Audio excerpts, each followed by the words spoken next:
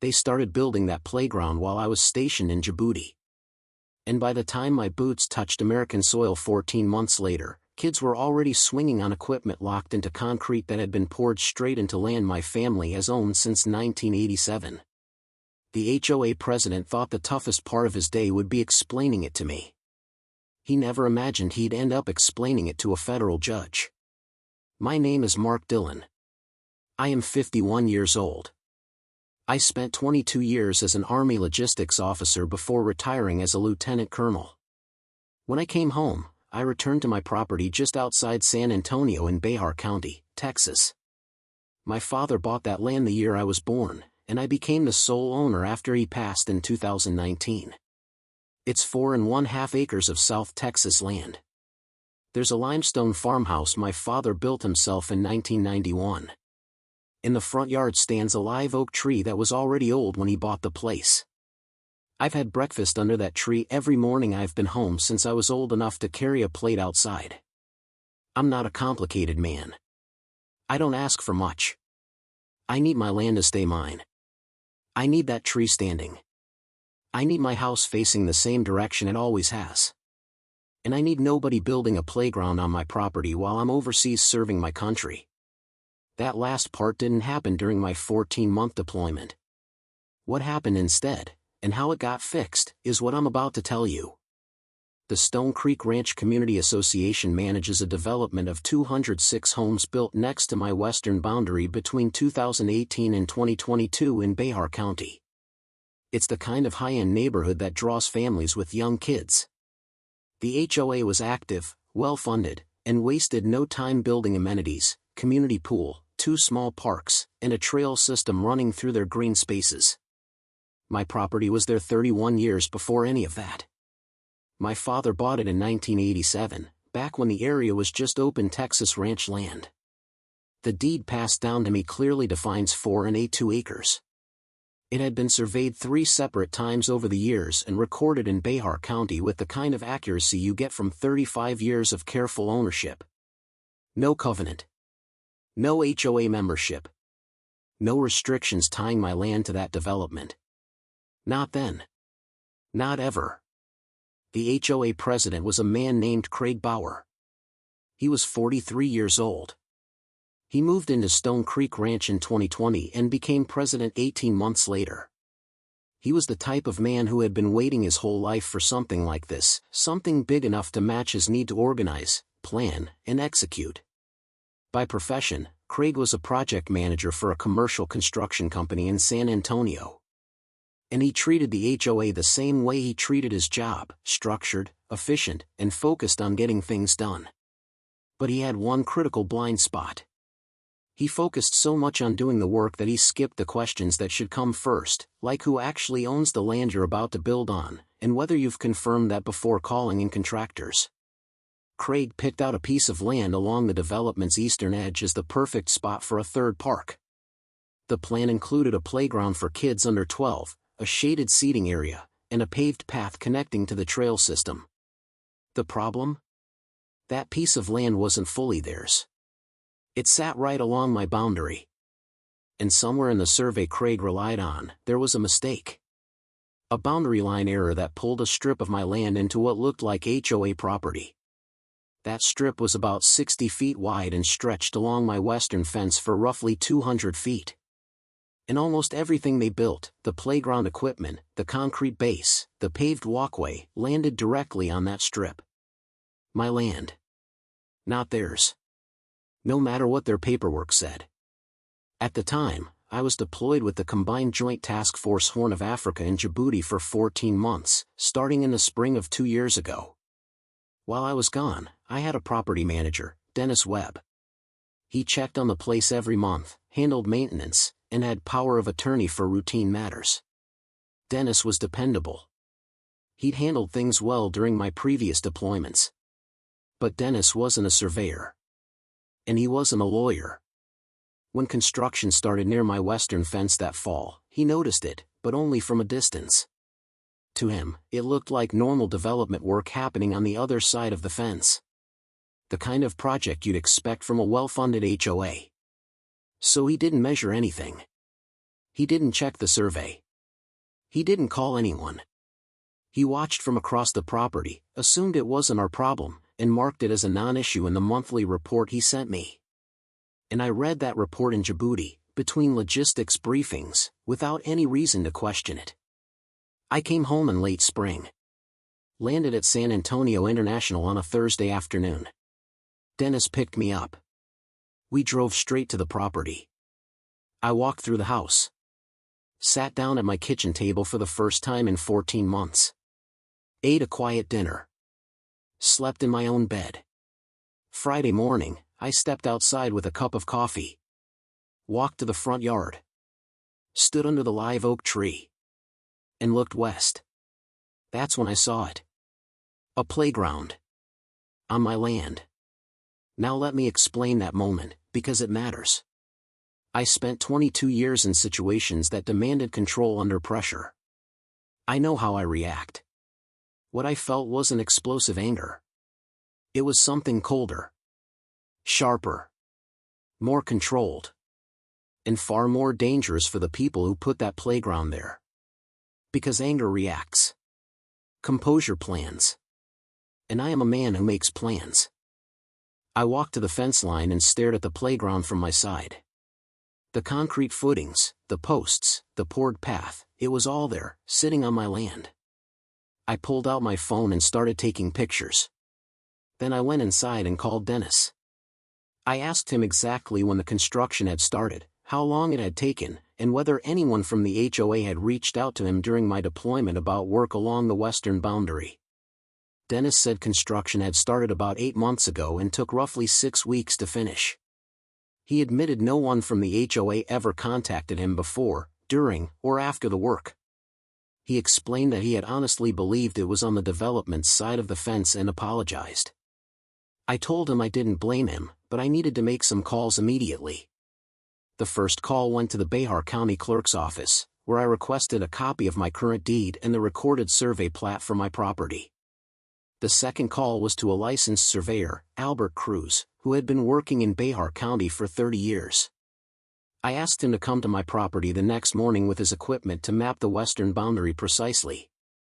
The third call was to an attorney named Rosalind Tate, a property and military rights lawyer in San Antonio.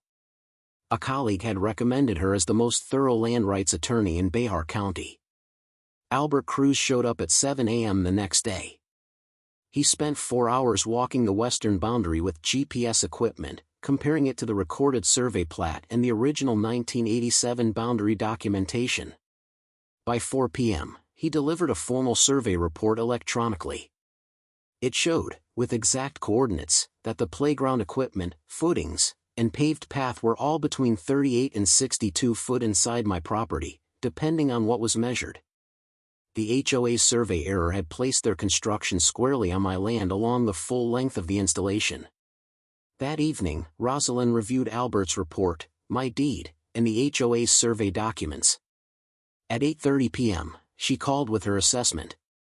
What I had already suspected was confirmed: the encroachment was obvious and fully documented. But there were 2 things that made this more serious than a normal boundary dispute. First, the construction happened while I was deployed as an active duty military officer. That triggered the service member's Civil Relief Act's property protections, which she intended to use fully. Second, the HOA's planning survey error seemed to come from a reference point that didn't match the county survey markers. That raised serious questions about whether the survey was done correctly by a licensed professional and if the HOA had verified it before construction. That second point opened the door beyond a simple property dispute. It brought in questions of professional negligence and institutional responsibility, giving the situation a weight that went far beyond a typical encroachment case. Rosalind filed 5 actions in Bexar County District Court the following Monday. Each one was part of a strategy to correct the encroachment and make sure the responsible parties understood the full consequences of their actions. The first was a quiet title action to officially confirm my ownership of the disputed strip and declare the playground and related improvements as unauthorized encroachments.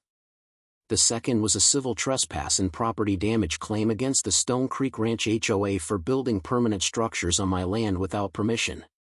The third was a personal liability claim against Craig Bauer for directing construction without verifying the boundary against county records, a clear failure of due diligence expected from a board president overseeing a major capital project.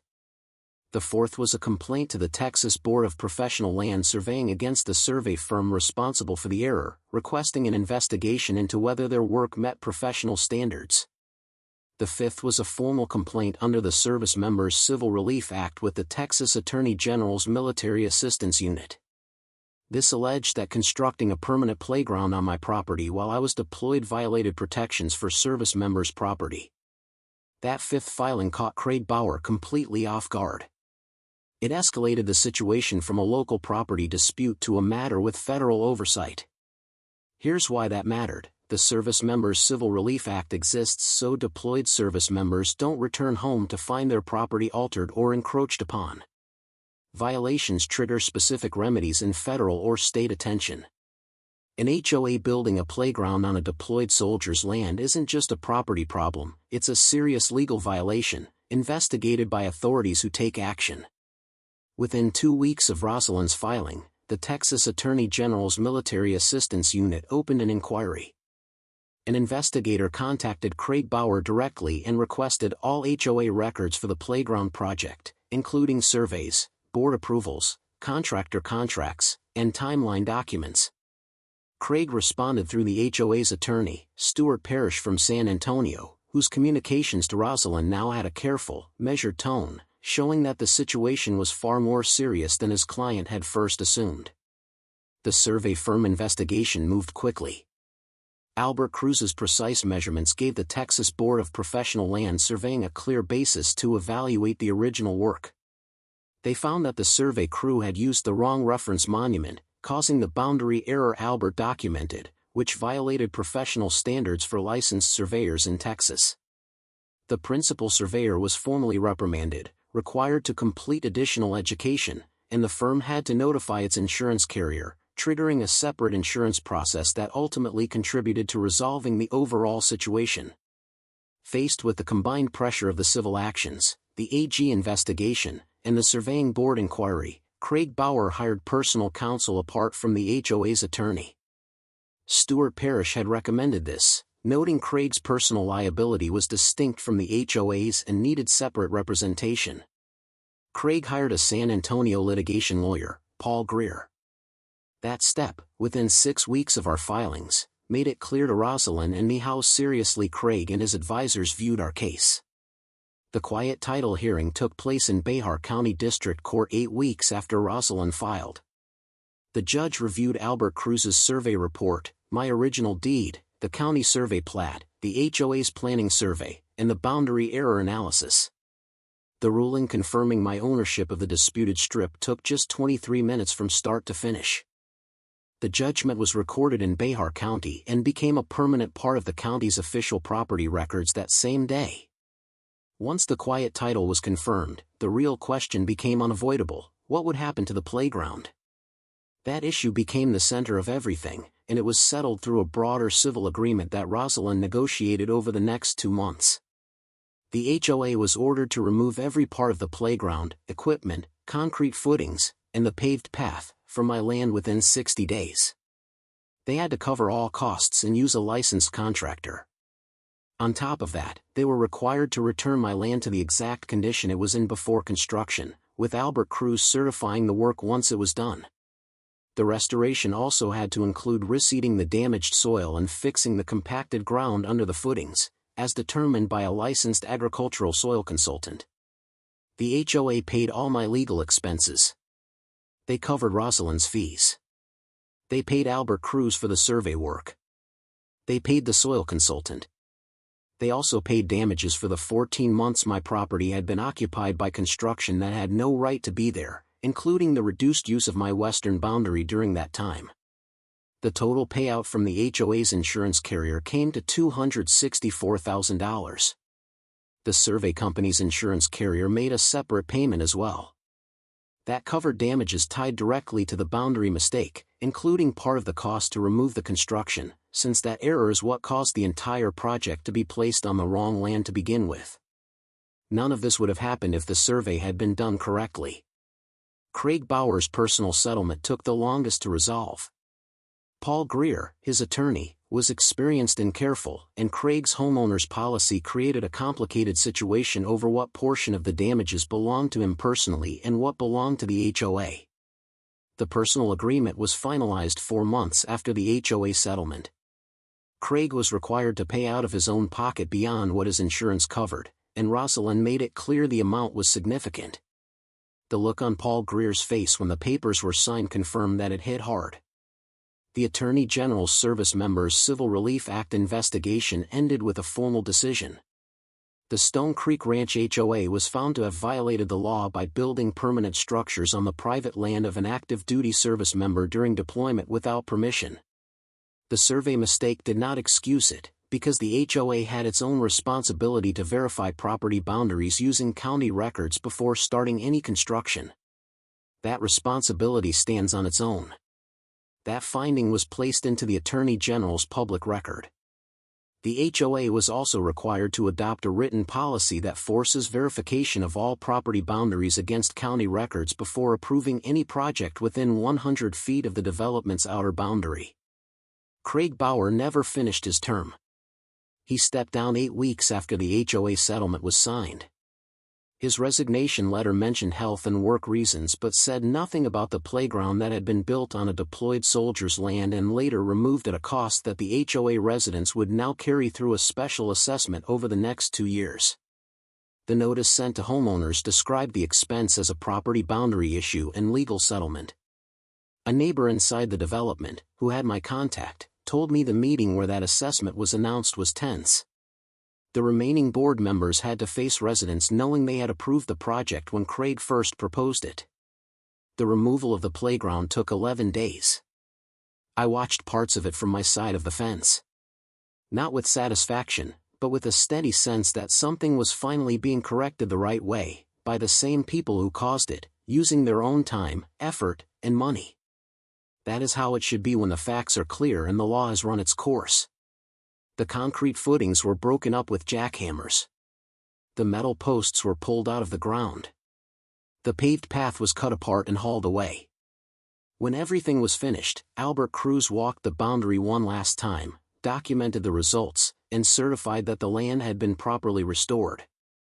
I signed off on his report, and that closed the matter.